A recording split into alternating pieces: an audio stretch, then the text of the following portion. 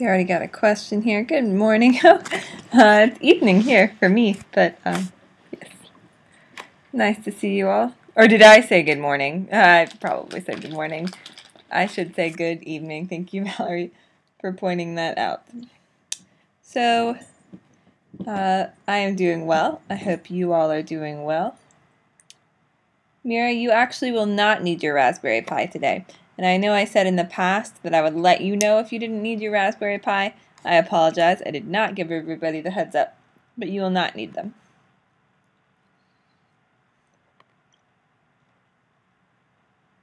All right.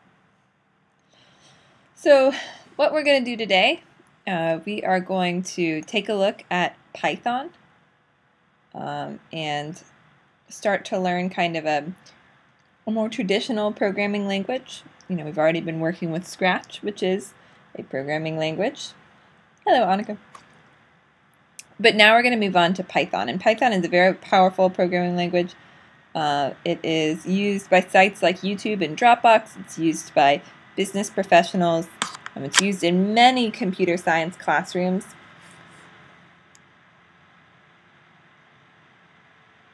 And we are going to be starting to learn that today.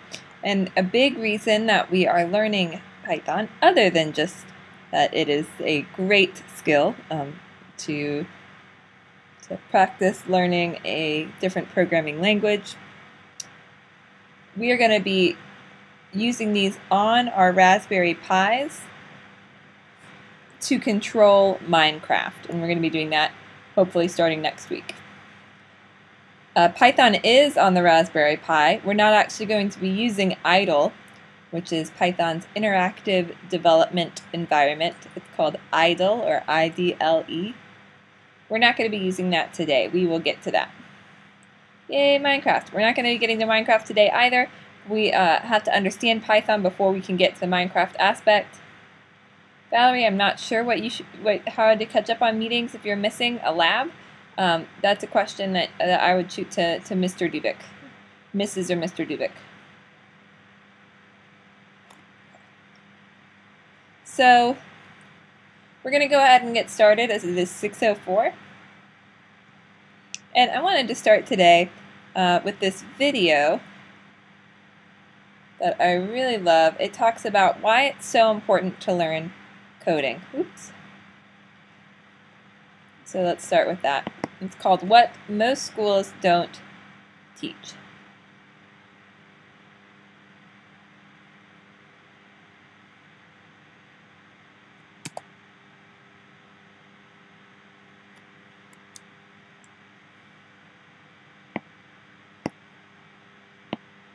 What do you want to be when you grow up, Olivia? I'm going to start it over. Since I want to be... Here we go.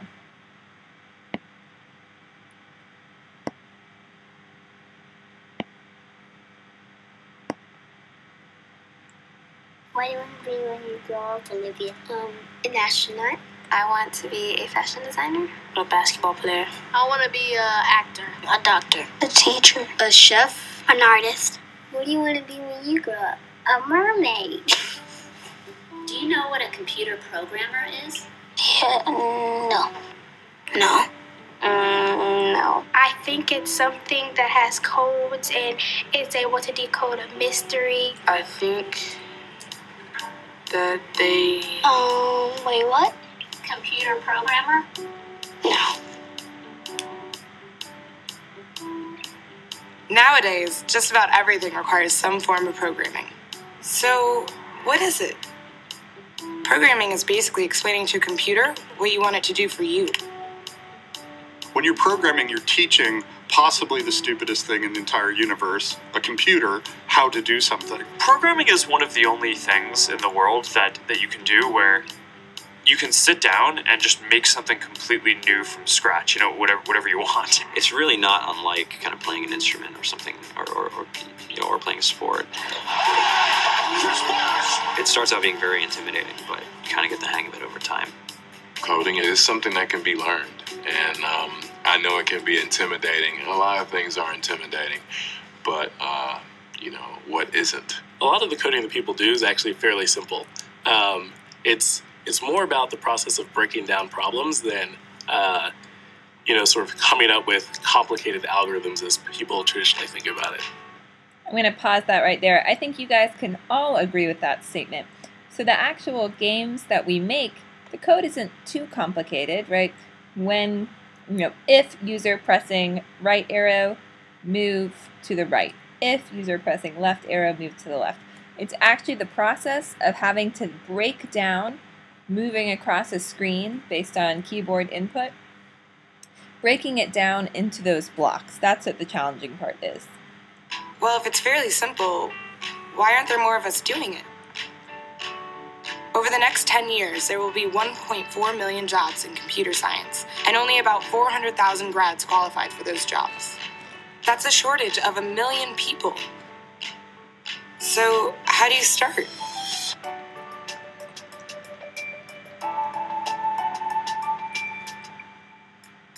I was obsessed with maps when I was a kid, and cities specifically. So I taught myself how to program.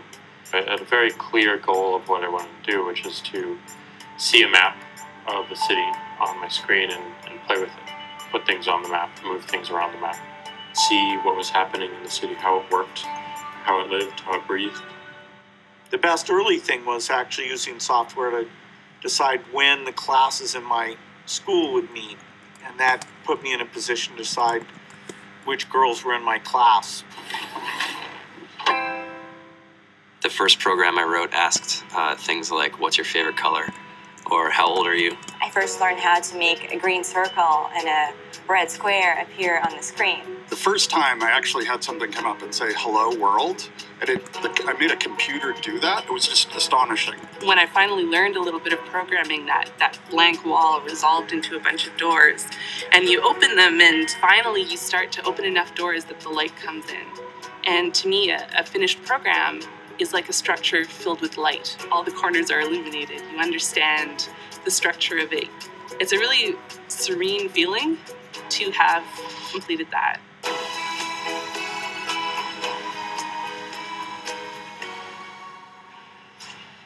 It took me some time to realize that creating things with your hands or creating code, creating programs, is just a different way to express creativity. I think right now there's a big emergence of the culture of making. People who make their own scarves and hats, people who write their own apps. Now it's just limited by your imagination and sort of what kinds of ideas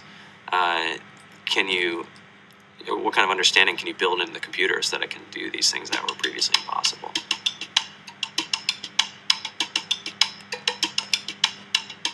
All great things are built in teams when you collaborate with other smart people.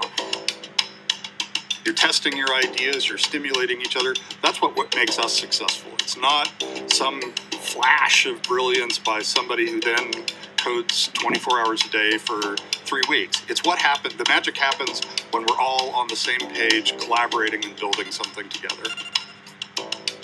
There's a much greater need in the world for engineers and people who can write code than there will ever be supply. And so we all live these very charmed lives. To get the very best people, we try to make the office as awesome as possible.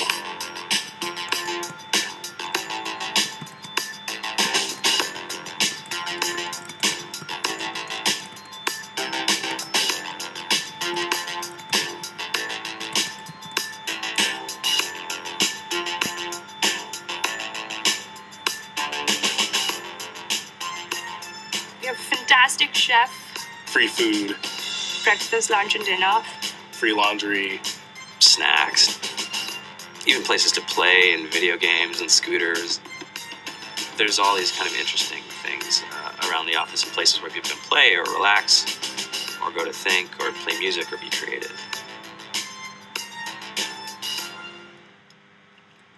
I went on the Bureau of Labor Statistics for the United States, and the there's about a third of the pie that's all the things you would expect. It's, they're working in the government, they're working in typical technology jobs. But then, like, the rest of the pie, it was the majority of the pie, just split down into these little teeny slices of every industry imaginable. And what it is, computers are everywhere. You want to work in agriculture? Do you want to work in entertainment? Do you want to work in manufacturing? It's just all over.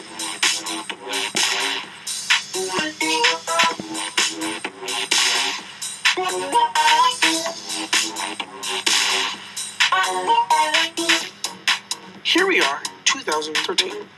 We all depend on technology to communicate, to bank, information, and none of us know how to read and write code.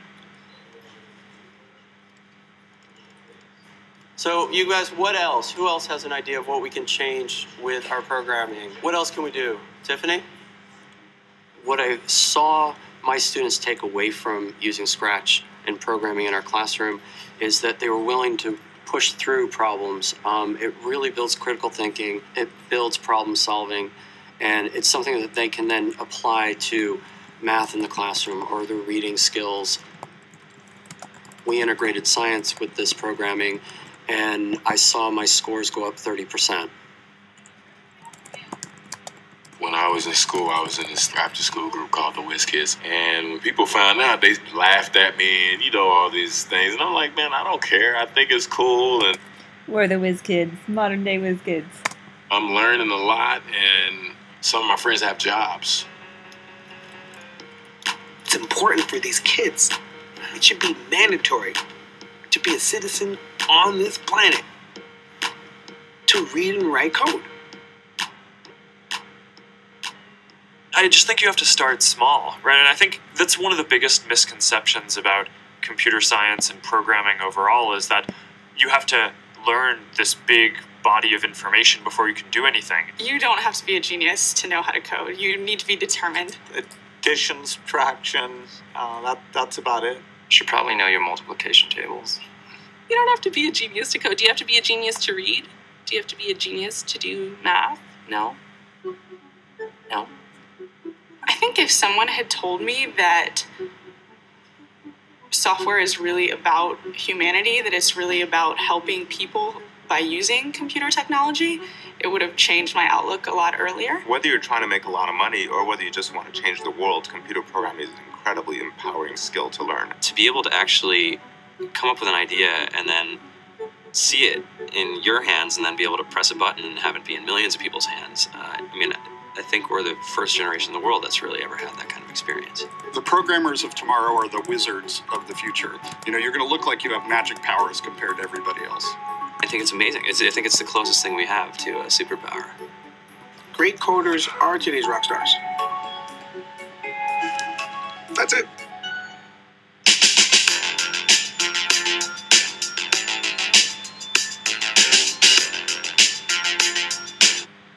So code.org is a wonderful resource. Some of you may have gone to code.org. They do things like Hour of Code that introduces kids to coding and what it's like.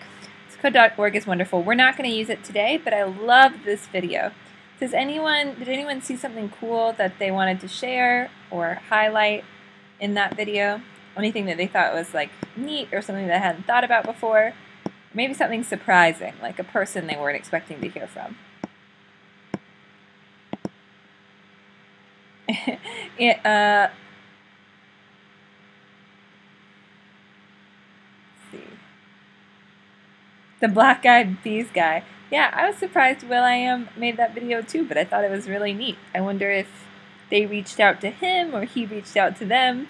I don't know, but I really like the quote he said, where, to be a citizen, you should need to know how to read and write code. And I don't know if I agree maybe to that full extent, but there's a really wonderful quote. It's wired people should know something about wires. And we do live in a world surrounded by digital devices, and I think it's really important that we understand how they work. Just because all of our data, the way our world is run, is on computers. So we need to understand how those computers work.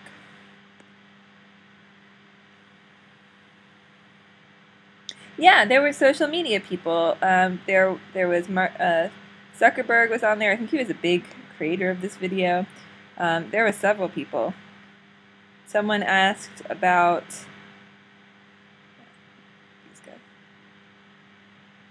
I don't know. It's hard to look who that guy was. I don't know if it was Twitter or something.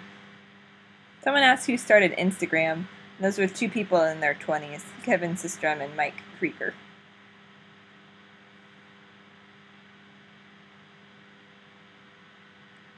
I think Anna is saying she was surprised about the animations, or she liked the animations.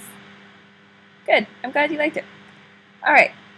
So I'm going to start with a little bit of an introduction about just what kind of programming is about and how you do it. So we've been using programming with Scratch, and we know it's breaking these larger problems down into manageable steps, and we're going to talk about that.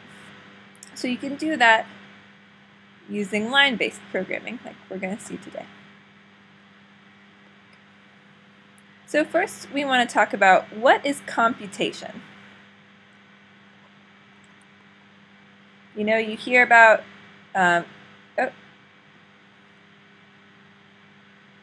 yeah, Scratch was on the video. It was very cool.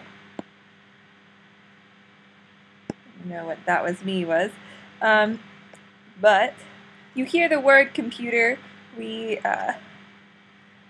learned the word computer, where that came from with computation. Someone did bring this up. Was it Caitlin? Did you ask where the word computer came from? And we came through this whole. That may have been you at the beginning of the semester. But what does that term really mean? Well, let's take a look at these two different ways to think, or different ways to know information. There are these two main categories. One is declarative thought, and one is imperative thought. So you can see the little words I have next to those. So declarative thought is like knowing facts, understanding facts, memorizing things like the date the Constitution was signed, or the definition of a word, the translation of a word. Imperative is understanding procedurally how to go about getting an answer. So you're not memorizing 44 plus 247, but you understand the procedure on how to get the solution for adding two two-digit numbers together. Let's take a look at it this way. I'm not sure you have gotten to square roots yet in math class, but to take a square root, or I guess I can ask, does anyone know what the square root of 4 is?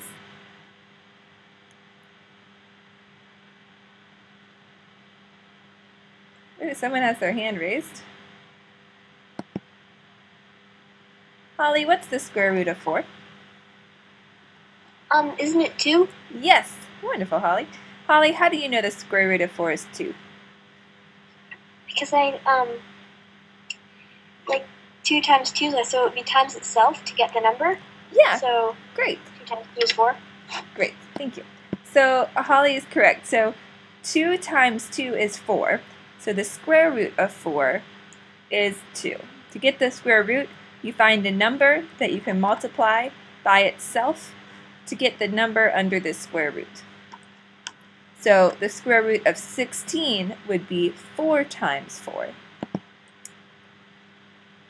So declarative versus imperative thought, it's knowing how to get the square root of a number versus memorizing the square root of a number. It's kind of easy to think about, okay, 2 times 2 is 4, so I know the square root of 4. 3 times 3 is 9, so I know the square root of 9. But if someone gives me a random number, like 2,367, or a really, really, really big number, it's not as easy to know how to get the square root. without guessing and checking. That is along the imperative end. Computation, what that really means is it's coming up with the recipe or instructions to solve a problem.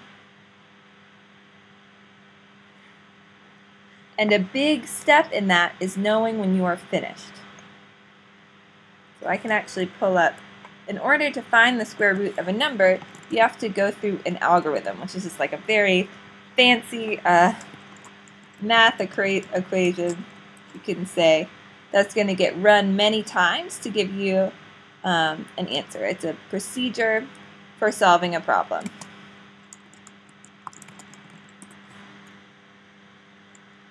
We can look at it. You guys won't need to know how to find a square root for this class, but I think it's interesting to look at.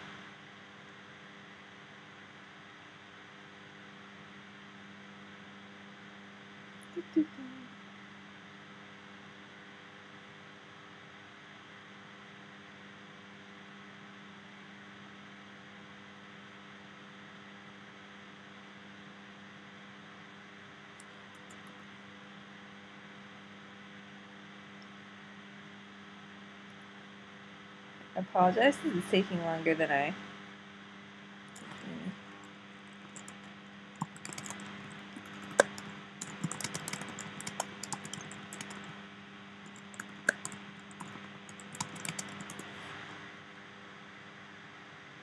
Okay, so I know this is going to look scary math right now, but don't be freaked out. Basically, what I want you to see is that actually finding the square root of a big number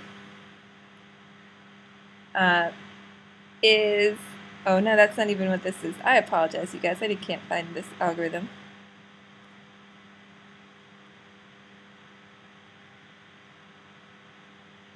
Ah, here we go. No, still not it. I'll look it up in a little bit. I don't want to waste too much time on this. It's not giving me the...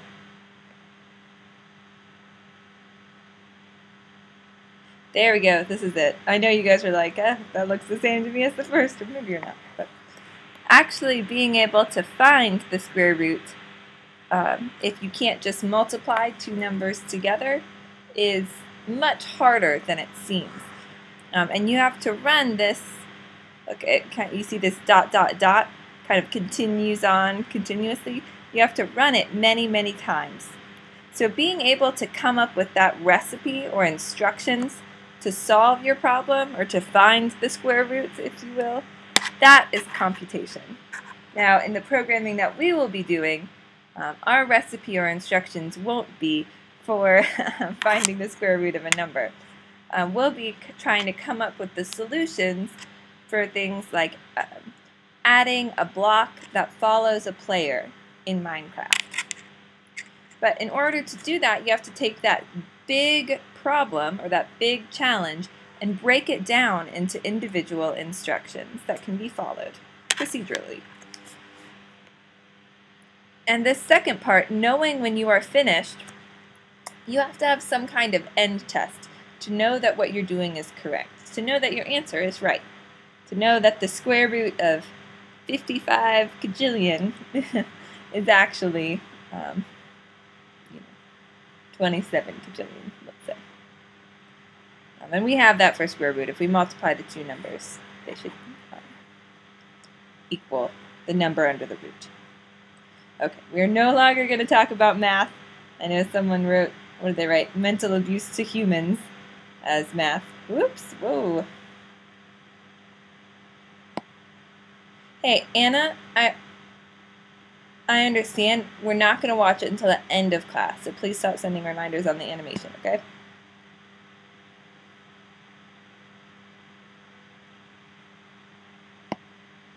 No, Caitlin, we're done with Scratch as of a class, but nice, Annika, how about you saw that computation.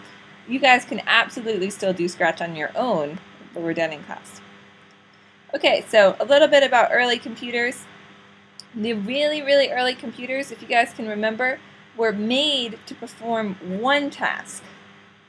All a calculator is going to do is those simple functions it was made to do. Add, subtract. They were made to do one thing.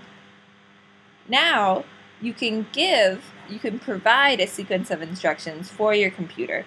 Your computer is designed now so that it can run programs. It can run sequences of instructions that you write. And you write these instructions in programming languages. When we talk about different programming languages, it's more important to understand the thought process behind the steps than to understand kind of like the punctuation of how the programming language works. So even just doing Scratch, even though you're not typing anything out, doing Scratch is going to help you tremendously when we go to approach Python. Just like learning Python will help you if you want to learn JavaScript or another programming language.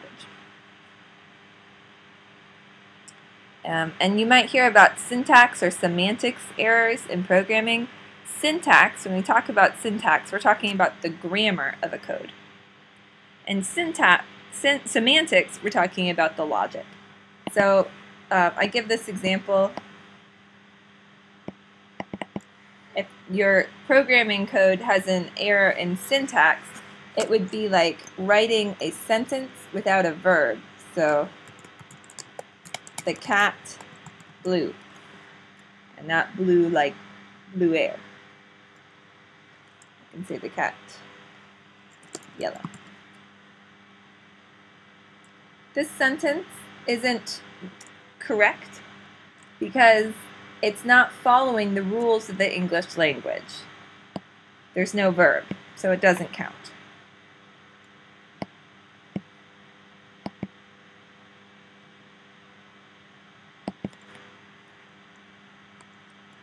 Okay.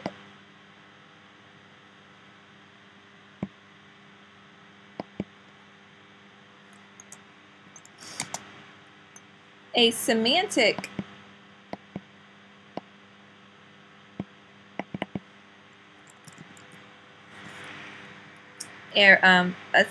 error could be one of two things.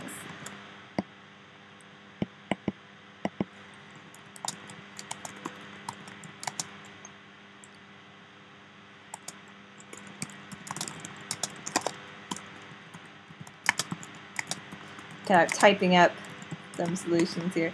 So it could be one of two things. One, the error in your code, all of the grammar could be correct, but the sentence is meaningless. So the cat is table has a noun and a verb, but the sentence does not hold any meaning. The cat is table doesn't mean anything. So the syntax, an example of a syntax error would be an error in kind of it doesn't follow the rules of the English language. A semantic error in programming doesn't hold meaning. So like a static semantic error, the cat is table. The sentence doesn't mean anything even though it has a noun and a verb. A full semantic error would be like the cat is on the table, which holds meaning, but it's the wrong meaning. It would be like saying that statement when really the cat is on the floor.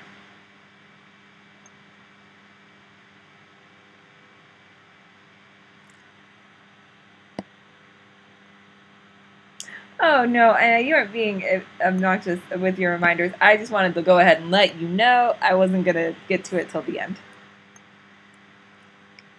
Yes, Annika, computers were specifically made for computing.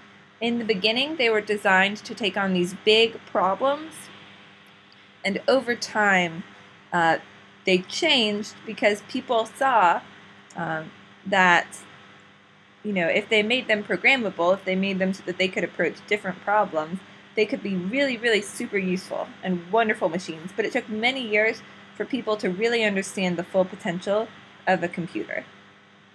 Originally, I don't think anyone really was forward-thinking enough to think that one day everyone would own a computer, like a personal computer, they were made in the beginning to solve these huge computations for entities that were very big, like the US government. Yeah, Mira says Charles Babbage, and it's Babbage, made a computer that was designed to do math problems and printed out on sheets. Yeah. Okay. All right. So I want everybody now, we've gotten kind of an introduction, a very thorough introduction here, to kind of the idea behind programming. And now I want everybody to navigate themselves to codecademy.com. And I'll send a link out. And this is something that you're going to have to create. Whoops. You're going to have to create an account for.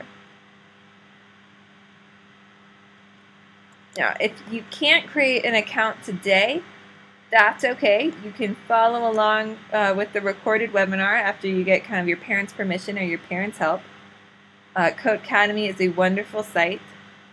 It's not going to post any information about you. When you sign up, log out.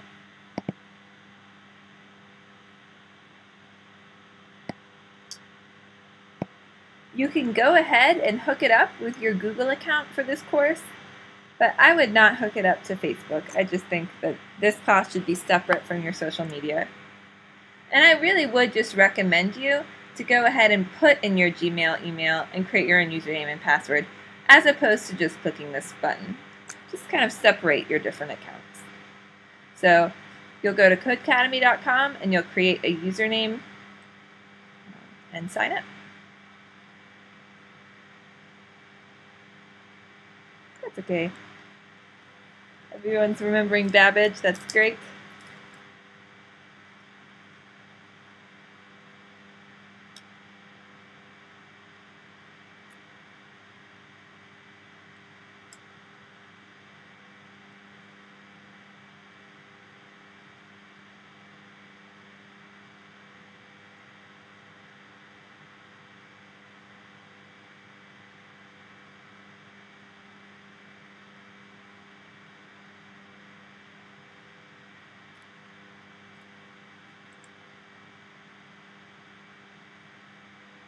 I am still here. I think, oh, someone has a question.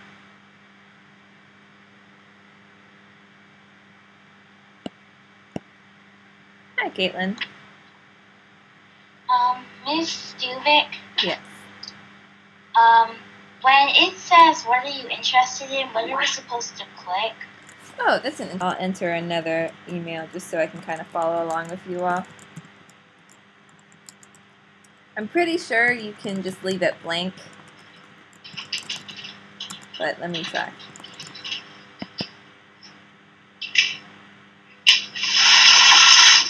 What? I already made a second one. Okay.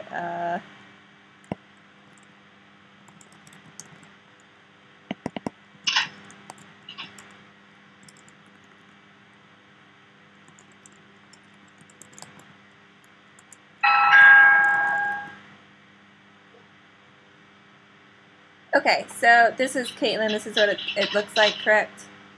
Yes. Okay. I want everybody just to go ahead and hit something else.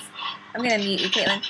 Unless you're really interested in learning, like, outside of this course, another specific language, I would recommend everybody click something else. No recommendation, please. And that should navigate you to this site. And you'll want to scroll down and find Python.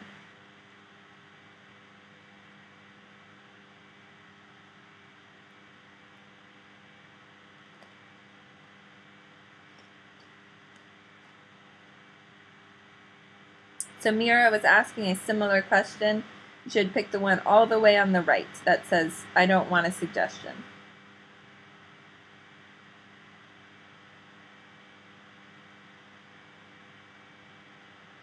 And you'll notice that you can actually learn more HTML if you're interested in learning more HTML.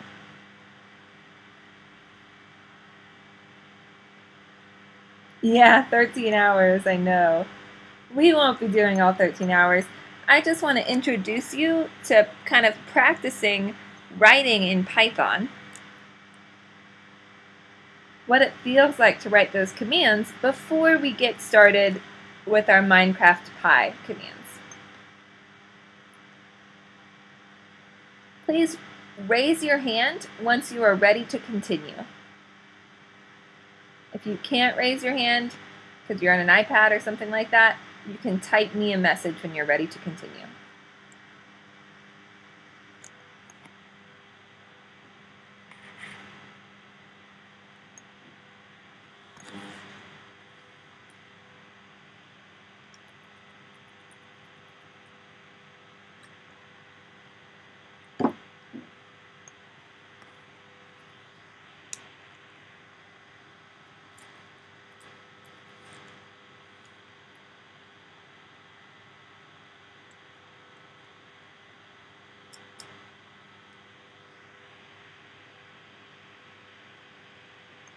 All right, just waiting for a few more hands. Okay.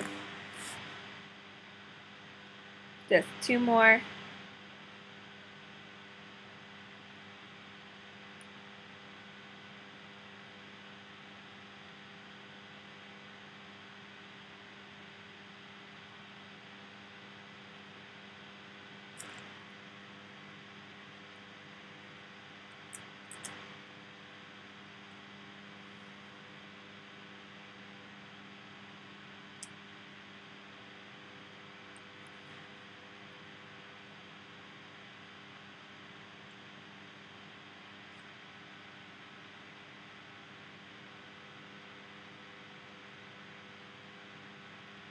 Waiting for one more hand.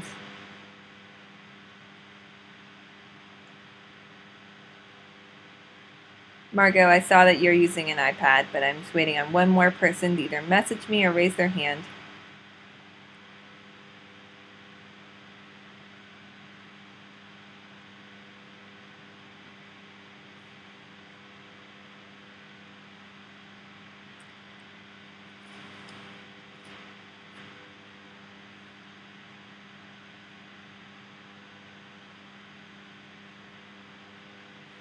All right, we're going to go ahead and get started, but feel free to catch back up once you have that account. All right, you can always watch the recorded webinar. Let me know, Maya. Type to me if you're having any sort of like technical problems. Yeah, Mira, I think the name Codecademy is really cool too. A lot of times I call it Codecademy, or I'm sorry, that's its name. A lot of times I end up calling it Code Academy, but I like Codecademy. It's a neat name. Alright, so we're going to start. We're in the Python course, and we selected that from the main page. See that here? I scrolled down, and I found Python.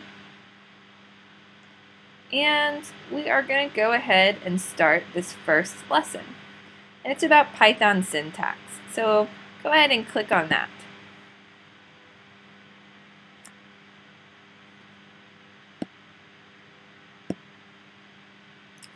Alright, and it already gives you some instructions, but I'm going to kind of talk you through them as well.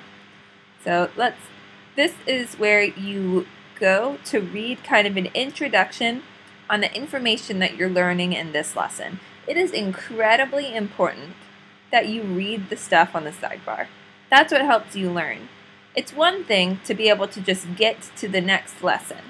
Sometimes it's pretty easy to just guess or change one thing and move on to the next one. But a lot of times the information they give you over here is more than what immediately you'll be doing on this screen. So really important to read all of this information. And beneath the general information, it gives you specific instructions for what you can do over here to move on to the next code. And they also have hints. So you enter your code here, and when you're ready, you can hit Save and Submit. And it will show over on this side. So let's look. Python is an easy to learn programming language. You can use it to create web apps, games, even a search engine. Are you ready to learn Python? Click Save and Submit Code to continue. You can look at the hint. And Save and Submit Code. And we're done. And we got an achievement. Very exciting. So let's start the next lesson. I'll give everybody a moment to catch up.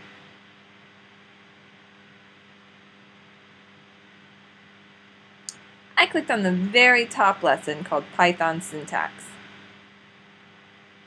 I'm glad you got a welcome, Caitlin.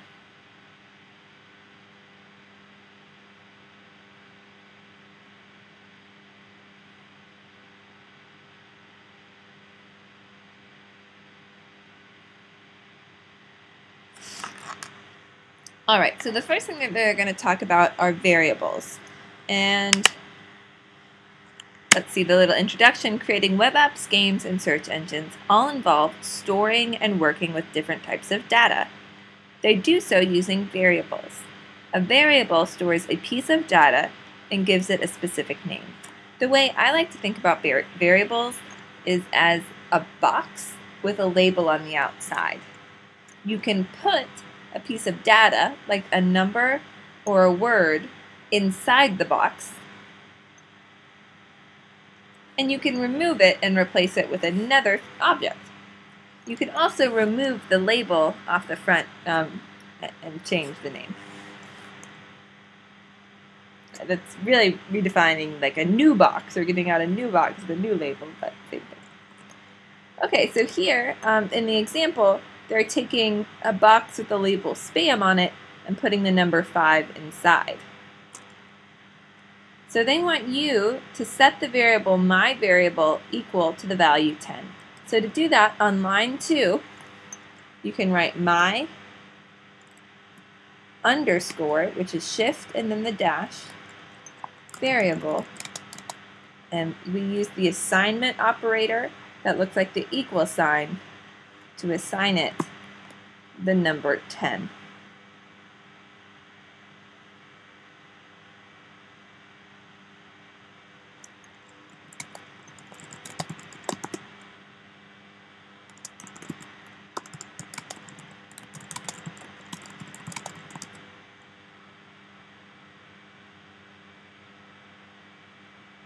No, it's really different from Erase All Kittens. It's a little bit more technical than Erase All Kittens. Not quite the same as a game, but it is very educational. Cool, and Annika, yeah, stick with us. All right, so we're going to hit Save and Submit.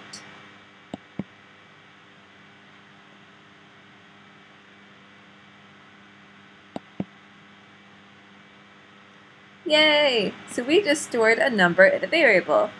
We are doing awesome. Numbers are one data type. Another kind of data type is called a Boolean, which always makes me think of pirates. I think because they're like looking for, you know what? I don't even know why that makes me think of pirates. Something to do with treasure. If someone can tell me why this makes me think of pirates, that would be great. But a Boolean is like a light switch. It can only have two values.